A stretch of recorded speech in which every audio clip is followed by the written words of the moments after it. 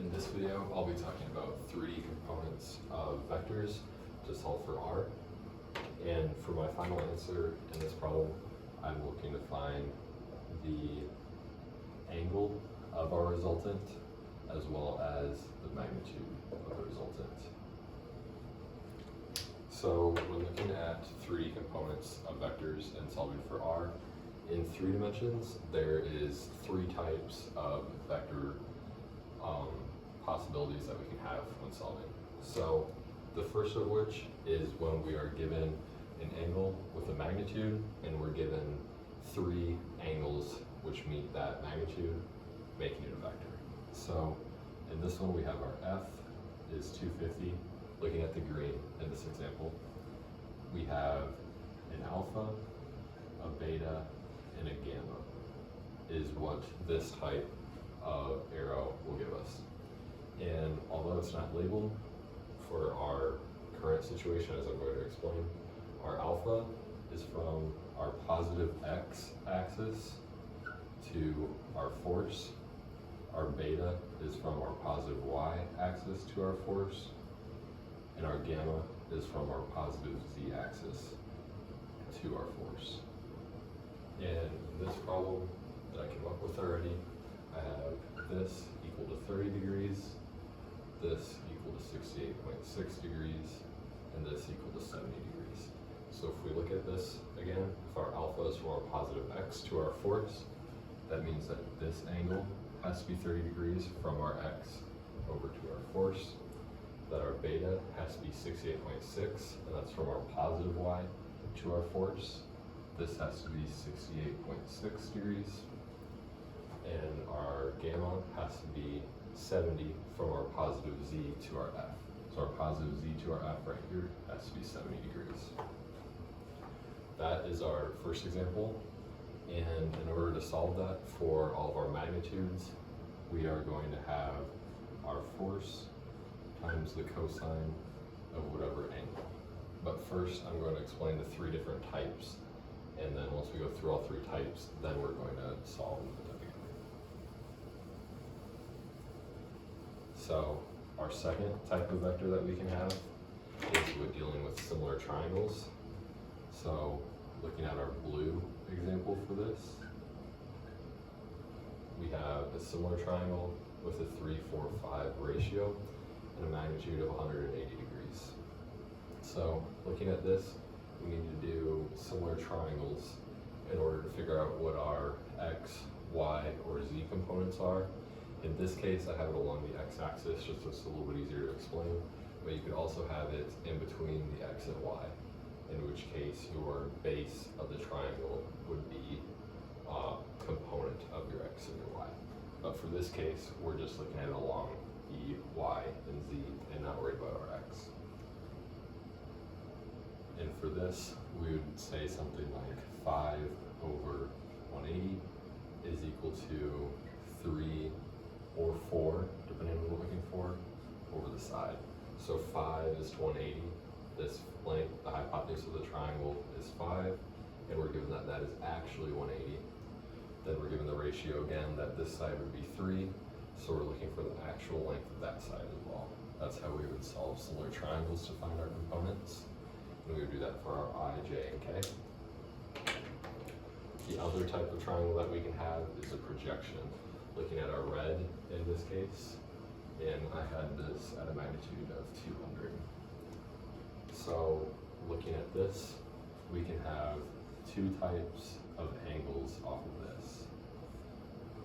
This angle is measuring from our positive x to our force, and this is measuring from our positive z to our force. And it's important to note that both of these have to be positive x and positive z. So in this example, I gave a 45-degree angle here and a 30-degree angle here, but note that it has to be from our positive x over to here. So really the angle that we want is going to be a 60-degree angle here and a 135-degree angle from our positive z. So now that we explained the 3 types of vectors and some of the variables and degrees that go along with them. Now we have to solve them.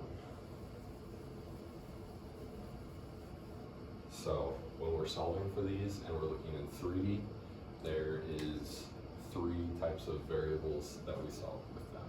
We have I hat, which is any force in the x direction. We have j hat, which is dealing with any force in our y direction. And we have k hat, which is going to deal with any force that is in our z direction. So for each of these triangles or vectors, I'm going to find our I, j, and k forces in each of them, and then I'm going to add these all together, which will give us our resultant. So starting with our green, just our angles and forces. For this, we want to imagine that this is our hypotenuse, and we're given the base with an angle in between, just like any triangle. So if I'm looking for the x direction, I want to imagine our 30 degrees, just right here, our hypotenuse at 250, and I'm first looking for the x force, so I'm looking for the adjacent side in this example. So the way that I would solve this, I could say that cosine 30 is equal to the adjacent over our hypotenuse, or in other words, the actual equation that we use, we say that f cosine of whatever angle we're looking for is equal to the force in the direction we're looking for. So in this case, if I'm looking for I, j, and k hat, I'm going to say not f, but 250, because we already know the magnitude of this force. Not f, but I'm also going to say 250 for all of these. Our equation is we always use cosine, and we always use the angle of what we're looking for. So if I'm looking from the x direction, I want to be using 30 degrees. We're going to be an I hat. I want to be using, for my y direction or my j hat direction, I'll use 68.6. And for my z direction or my k hat, I want to be using 70 degrees. So we would plug these into our calculators and find that our I hat is 216.51 I hat. We have 91.22 j hat and 85.51 k hat. And those would be the forces for our x, y, and z direction in this triangle alone. So what I'm going to do is I'm going to write these over here, and we're going to keep track of them as we keep going through our other triangles or our other vectors.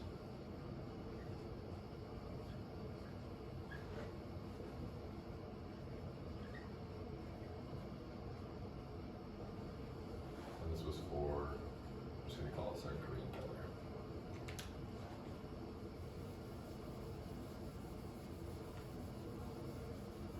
All right. The next problem, or the next vector that I'm going to look at, is our similar triangles with our blue. So as we said earlier, if we're using similar triangle method, we can say that 5 is the same to 180 as 3 is to what the similar triangle ratio would be, and that would be in our z direction, or our k hat. So looking at this, we will be getting that x is equal to 108 k hat, and we will also do that 5 is the same as 180, as 4 is to x, and that will be giving us our y direction at 144 j hat. Now, something important to note about this is because I tried to state and show that it is along the y-axis, there actually isn't any x direction for this. So we do not have an I hat like we will in our other problems. So when I rewrite this over here,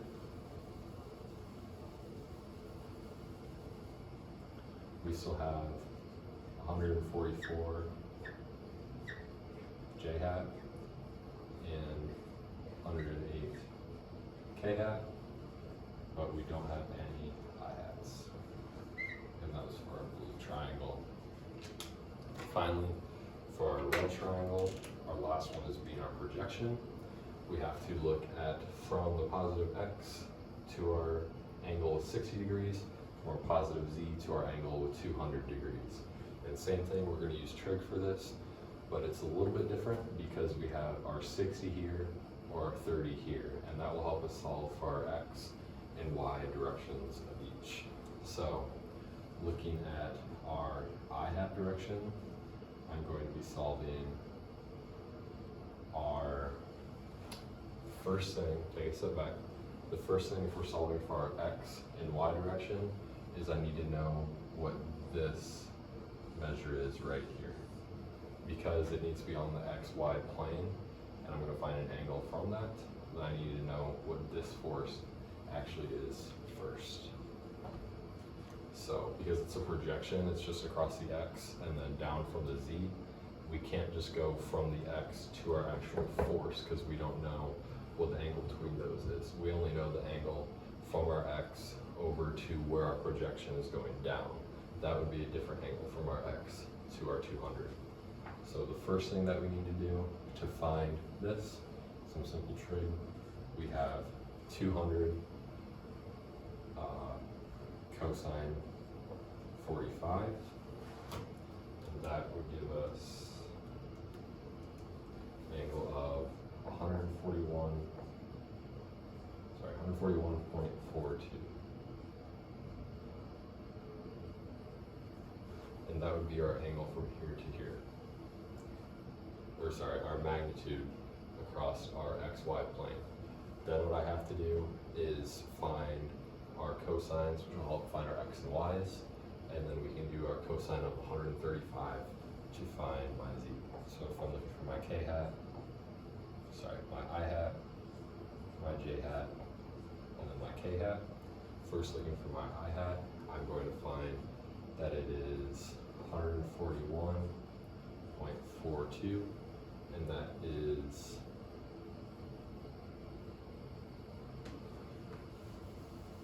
sorry, we're going to take a step back on this one from the last minute.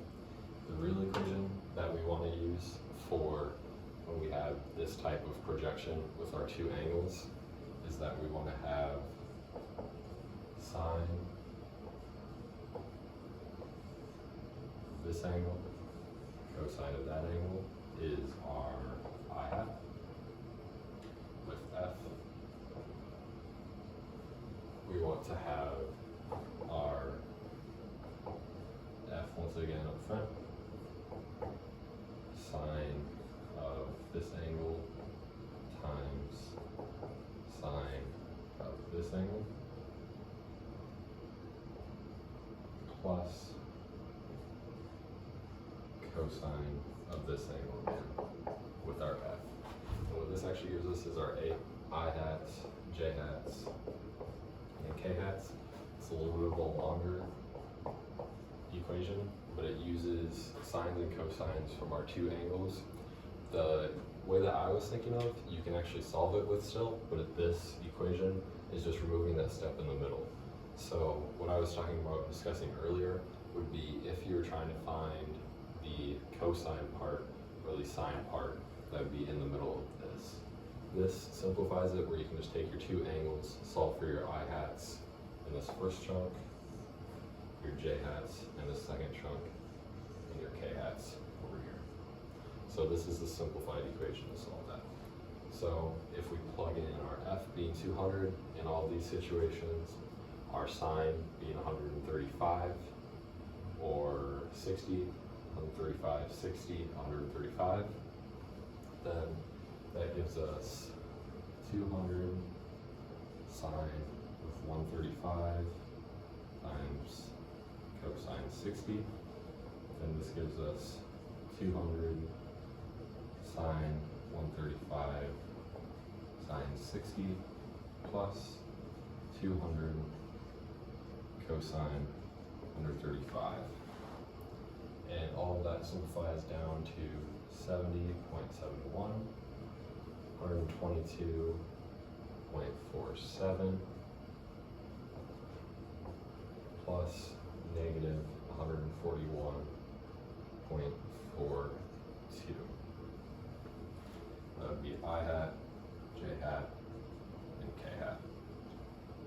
Now, this would be if you were simply solving for all of the values. However, something that you also need to be thinking about is looking at which direction and which sign you are including on each of these. So, for example, we can see that our green projection out this way would be going in our positive x, our positive y, and our positive z direction. However, our blue with similar triangles would be coming, it's not in the x direction, but it is in the negative y direction with the positive z direction. So instead of being up just 144j, it actually needs to be negative 144j, because any force off of that triangle in the y direction is going to be negative and coming this way. This same thing happens with our red projection, but in the z direction, or the k hat. This is simply our value, but it needs to be negative, and it would be negative coming off the calculator from 135 in order so that, as you can see from our direction, it is going the negative z direction of the plane. So once again, if I rewrite these up here, then we'll have our 3. So we got our red triangle, we have 70.71 I hat plus 122.47 j hat minus 141.42 k hat. Erase this real quick.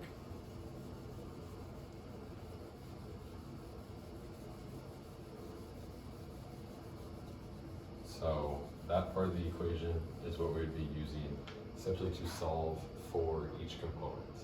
Now I'm going to break this type of question into 2 parts.